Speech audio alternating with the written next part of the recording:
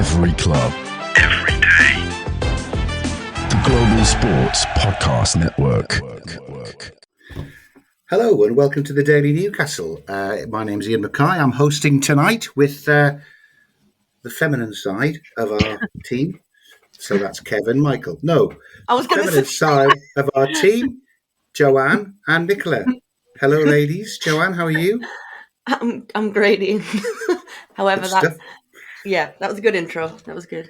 And also hello to Nicola, who's been working so hard at work. She wasn't even aware that there were two England games this week, but she's going to discuss them and analyse them for you tonight in the next half an hour. Absolutely. How are you doing, Nicola?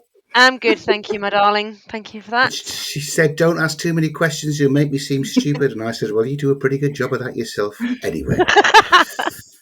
It's so right. true. It's so true. So let's get stuck right into what is got to be the closest equivalent to the Daily Newcastle's version of Monty Python's Contractual Obligation album, in that we've got to do a podcast about these last two England games to complete the Nations League campaign.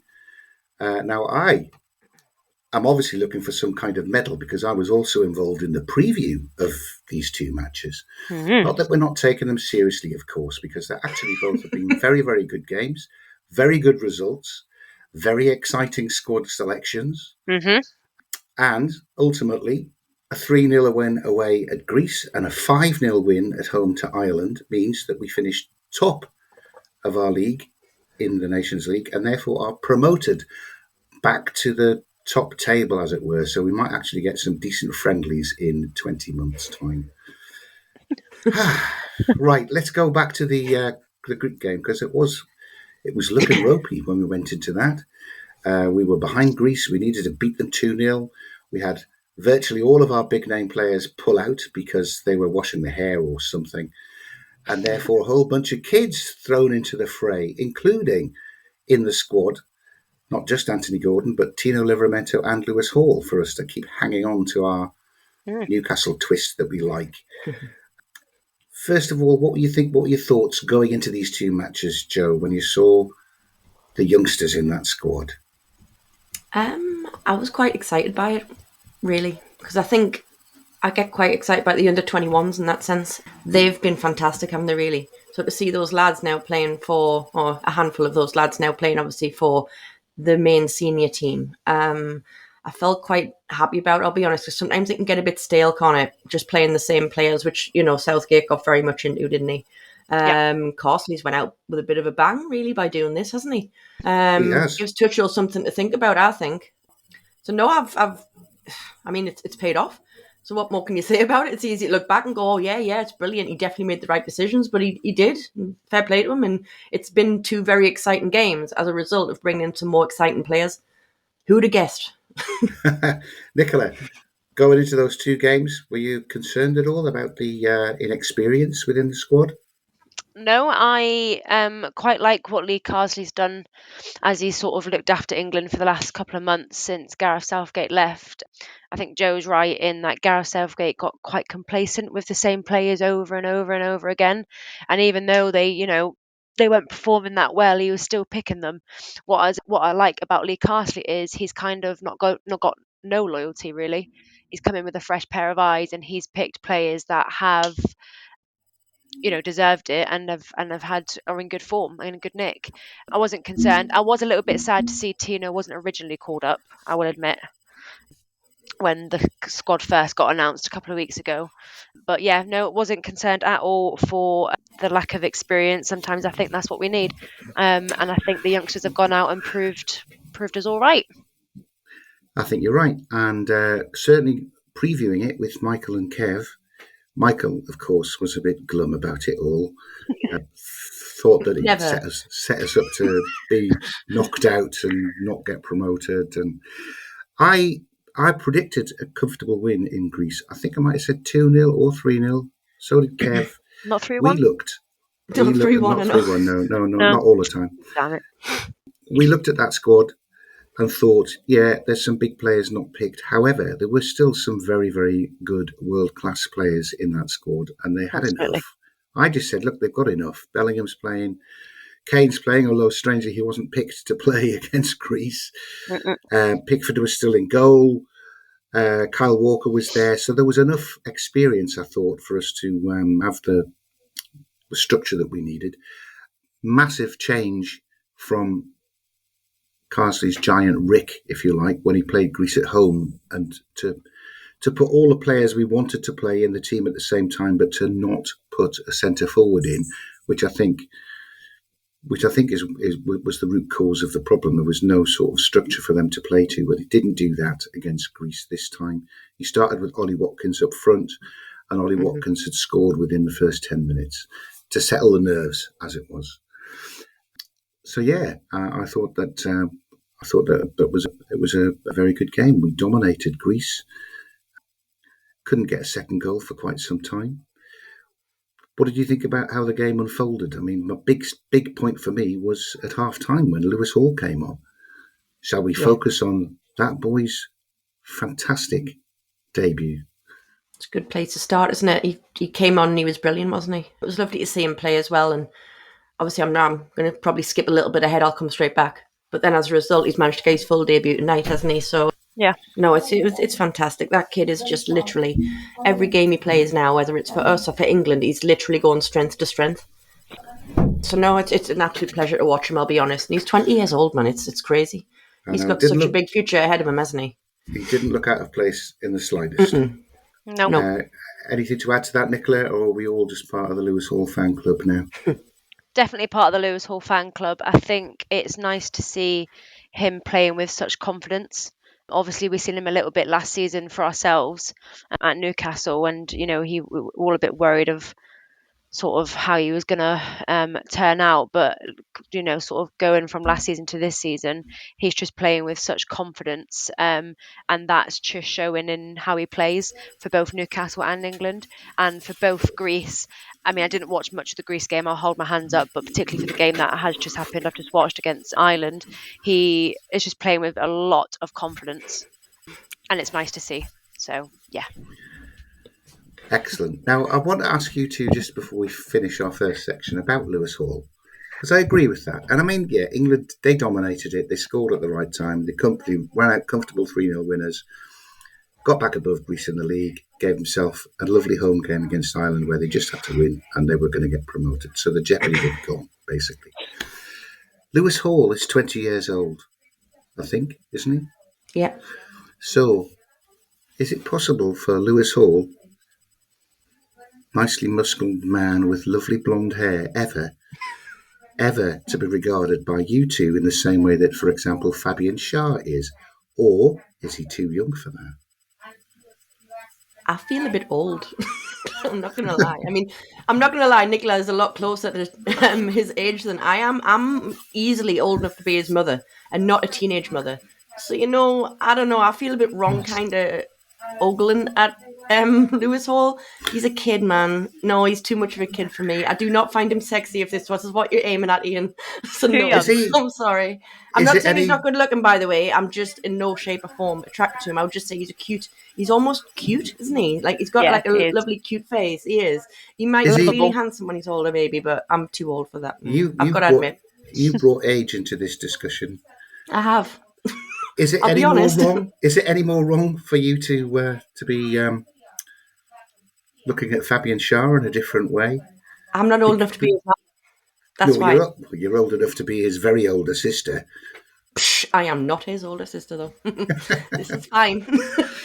Right. Okay. Well, I'll switch in that same question to Nicola. This is what we need to probe into after that Greece match was over. Nicola, are you anything to add? Because you're closer in age to Lewis Hall. And bear in mind, if you go positive to this, I'll be asking you what your thoughts are on Lewis Miley. Oh, wow. It's all gone wrong. Both a little bit too young, let's be honest. Fair enough. Is that a good point for us? Is that a good point for us to draw a veil over this first part? Absolutely. And ask Nicola to incorrectly do a GSPN broadcast because she's only got 4% left on her phone. 2%. And if we waited to do it second, Cool. I think that would mean that if Foam had conquered out, we would never get any GSPN. So, Nicola, why don't you break the rules tonight? I'm going wild. Don't watch any of the games you're analysing. That's one way. And secondly, give us the GSPN advert first. I'm going wild. This podcast is part of the Global Sports Podcast Network, the only network bringing you exclusive daily news and views on your Premier League team, the Premier League, women's football and fantasy football. A unique listening experience that puts fans first, bringing you the very latest breaking news from your team. Subscribe wherever you get your podcasts and make us your first listen every day. Global Sports Podcast Network, every club, every day. We made it. Very good. Well done. Thank you very much. Let's switch on to today's game against Ireland. And even more excitingly for us Newcastle fans, not only was Lewis Hall picked to start, but Tino Livramento was picked to start over on the other side. Mm-hmm. And Anthony Gordon obviously retained his place as well. So there were 3 Newcastle players in this England squad that had quite a frustrating first half against a stubborn Ireland. Now, before we get into the game, one question for you. The last time Newcastle had 3 players playing for England at the same time was quite a while ago. Can either of you give me the 3 players that played for England together as Newcastle players the last time it occurred? I was a teenager. It gives me more of a shot over Nick. She was a baby, if that. Go on then, Nicola, you're exempt. I was 90. I was born 95, so this would have been about. So you were around 2. About that era, surely. It was the late 90s. Looked at the year, shouldn't I? 2 or 3 or 4. It was the late 90s. Was it 97, 98, something like that? Possibly. I know who the 3 players are, though. Go on, then. That's a question. All right, sorry. Shearer, Lee, and Batty. Sorry, I was waiting. I thought Nick was guessing. Shearer, Lee, and Batty. Yes, that's true. That's correct. I'm rather disappointed that you got that, but no, I'm not. I'm delighted for you that your ability to retain a statistic that you just stumbled across on the internet today probably is as good as mine. Well done. Anyway, I won't lie. New information. Anyway, quite a test in the first half against Ireland. I thought they were lined up to get a 0-0 draw. I felt, and that was a very stubborn resistance that they put up. But we got a chance to see, and I think this got, obviously, when they had the man sent off at the start of the second half, it became more apparent. Both Hall and Livramento started going forward, showing some real attacking intent. Review those 2 guys together for us, Nicola, tonight. Lewis and Tino. Yep. Yeah, it's like just watching Newcastle, isn't it? Just like Brazil. I mean, I've already said this on previous Newcastle podcasts, and obviously when we review England last, they just play with such confidence. But when they play together, it is just like watching a Newcastle squad, and you wouldn't think that that's both their full debuts. Well, you know what I mean.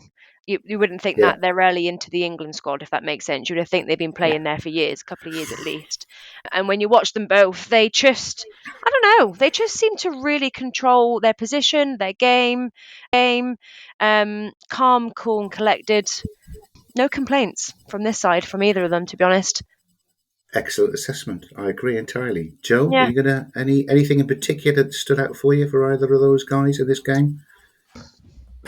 I could repeat what Nick said, but really, was it Tino that set up pretty much Gordon's goal? Mm-hmm. I know it flicked off the defender, but he put the cross in, didn't he? So forged in Newcastle. That was forged in Newcastle and nowhere else. So Toon made goal, so you've got to take that as a massive positive as well. And it was a very well taken goal by Gordon as well. His body position was great to kind of smash that home as well. So it kind of opened I'd say it opened up a bit of a kind of goal. I'm going to use the wrong word here. Yeah, I'm going to use the wrong word. Anyway, we just kind of hit them with a load. We had the pen. 2 minutes later, Gordon scored. I think it was like 3 minutes later. Who scored the third one again? Then we'll get them all. Was it back? No. Bowen? Conor Gallagher. Bowen, that's who I want to say. Conor Gallagher. No, yeah, Bowen got the 4th one, didn't he? Yeah. He just came on the pitch. First touch. Smashes it in the back of the net, which I think that is brilliant. I do love it when stuff like that happens. Well, unless it happens against you, obviously. But yeah. I think they chose to make the substitution when the free kick was given in that particular position, because that was a training ground rehearsed free kick, wasn't it? Yeah. And they've said, well, let's get them on now, and we'll set that free kick up from the training ground. And then it worked, which they never do. I thought he was going to step over it and leave it for Lewis Hall to take, but no, greedy West Ham man. He didn't. Fortunately, it went in. Now, I'm going to be honest with you. This is possibly my ignorance. England's last goal scorer, Howard Bellis. Who's I don't that? know him. Where does he come from? Where's he? Is it Leicester? When I saw his name, I'm like, who? I think it's Southampton. It might be actually. Let me have a quick look. What's his Howard? Somebody Howard Bellis. I never heard of him. Bellis. Have a look. Never. Good. No. I'm glad it's not just me then. I kind of love that it was three of our 5 goal scorers. It was their first goal for England. It is Southampton. I love that. 4 Southampton. of our 4 was it? 4. Yeah. Who? Because that was the first Bowen goal for England, and it was the first Gallagher goal. I didn't know England. Bowen hadn't scored. Well, yeah, I knew it was. I thought it was Gordon, Gallagher, and Howard Bellis. Yeah. Well, I did at the end of the footy here's some really interesting stats about Lee Carsley's 6 games in charge. He's given 8 players their debut. Oh. Yeah, and I think that's a real legacy to leave. What he's done is expanded the pool of players that Thomas Tuchel can use when he comes back. Yeah. But I'm going to save that, I think, until the last part for us to discuss just what sort of a state Lee Carsley has left England in for Thomas Tuchel to take over. Yeah, 5 goals in the second half. Incredible. That means that we finished on goal difference at the top of our league and therefore got automatic promotion. I think it still means that both Greece and Ireland go into playoffs, so they still might get promoted into the top division. Yeah, I think. Or maybe no. Okay. Greece will go into a playoff to get promotion, and Ireland will go into a playoff to avoid relegation. That's what it is. But we're back up in Group A, so we can look forward to a Nations League with Holland and Italy and Spain and Germany. Not all of them, just 3 of them. But it should mean that there'll be some excellent friendlies for us to keep our eye in between the upcoming World Cup campaign and the next Euros campaign. So lots of good stuff to look forward to. I'm going to. Anything else to add to what you've observed from this match today with Ireland? No, I'm good. No? Or anything to observe from the match you didn't watch today, Nicola? No, I watched today's one. It was the Greece match I didn't watch. Ah, right. Okay, that's good. That's good. Thank you very much. I watched today's. I didn't watch Greece. I didn't watch the one the other day. Right. God. That's all right. You don't need to. Obviously, I know. We're proving that you don't need to tonight. Exactly. So it's fine. Exactly. I watched highlights, just didn't watch the whole thing. God, good. I feel attacked. Now, let me just ask you each, who that didn't play in either of those games that were dropped out, who do you think's an automatic pick to come back into the squad? Or do you think they should have to prove themselves over again? Oh, so you're talking about the 8 that decided not to play? Well, let's have a look at that. Saka, Rice, Alexander-Arnold, 2 Chelsea players. Who would they be? You know, fine, Will Saka and Rice are walking back into the team is the problem. But I'm always, by the way, this has got nothing to do with England. I'm always for you should earn the right to play for anything. Yeah. Any of our players, Newcastle, you can't just strange enough, you know, when Botman comes back, I've been thinking about like Burn and stuff, who's going to be the obvious one to drop. But do you not feel a bit sorry for Burn, who's been really a pillar of strength and what we've been talking about him? But he is going to be the one that goes for Botman. And should Botman just purely walk back into the side just because he's fit? Many people will be, shut up, Joe, you don't know what you're talking about. Of course he should. But I'm like a yes and a no, because what happens if Burn's like on fire at the time? Because he could be. It could just be like he's on an absolute peak. Botman will do what they did with Guimaraes. I remember Guimaraes was signed. It took him weeks and weeks and weeks to get on the pitch from the start because the rest of the team was playing so well. And that's how it should be. I think Botman will need... He'll need January. If he comes back at in the new year, he's going to need January to get himself up to match fitness and training and 100%. everything anyway. So he ain't going to Yeah. get in before the end of January. And if Byrne is on fire, then he'll be coming on He has to stay. and resting Byrne after an hour or 70 minutes. Anyway, that's whizzed us through to 20 minutes, nicely filled. Girls, I'm going to switch across to Jo now, who's got the missing Zencastr advert for us. I have indeed. Here at Global Sports Podcast Network, we spent a lot of time selecting our delivery platform. Zencastr came out the clear winner, with 4K video recording from your phone and AI editing that automatically removes all those ums and ahs. It's super easy to start a podcast, it sounds great, and it's delivered efficiently. If you're ready to tell your story, check out the link in the show description to learn more about Zencastr. Excellent work. Excellent work. Thanks. Thank you, Thanks. Jo. Now, in this last section, I wanted to examine whether England has been left in a good situation for Tuchel to take over. I mean, I think the short answer is yes, it has. Mhm. But I'll be really interested to see what Tuchel does, because there's a lot of players that aren't in the current side, i.e. the side that played over the last 2 days, who might expect to walk back into the team. Yeah. Any of those in that situation for either of you two? Jo, you. Which of those missing players are going to come straight back in? Like I've just said, I think Saka and Rice are an automatic shoe-in, but I don't personally think that's right, but I think they will. But Saka's playing well at the minute, so it's not like he's playing badly. I mean, he's not at the peak of his, career or anything, but he's not exactly playing poorly, so I'd potentially bring him straight back in. But again, if you want my opinion, like I've just said, it's all based on you should be picked on merit. So if there's someone else playing better or has played better for England recently, to me, they should play. But Tuchel's going to have his own way of doing it. He's going to have certain people that he's going to like their style of playing as well. So that's where it's going to be different to Carsey. So I like that what Carsey's done, because Southgate left it in a bit of a... wasn't really a mess. It's just he didn't really play them right, did he? So someone coming in directly after him, like Tuchel, for example, would have maybe had a different job on their hands. It's probably given Tuchel something else to look at now that Carsey's played, like you said, so many more players with their debuts and stuff. It's given him a lot more options and more things to think about. But again, he is going to now play those players to which his style of football. And it'll be interesting to see how he implements his style of football into the England team. And then as a result, I couldn't predict his starting lineup for the first game, for example. It's going to be weird in that sense, because I don't know enough about Tuchel. Like, in terms of his style of play, obviously I can remember, who he's managed and stuff, but I don't monitor these managers like that. I don't, keep an eye on. I monitor ours, but not them. So yeah, it'll be interesting, I think. Yeah. What about you, Nicola? Any of these gladiators going to step straight back into the first team? So, and I mean, we've said Saka, Rice, Foden would be another one, Stones. Mm-hmm. Cole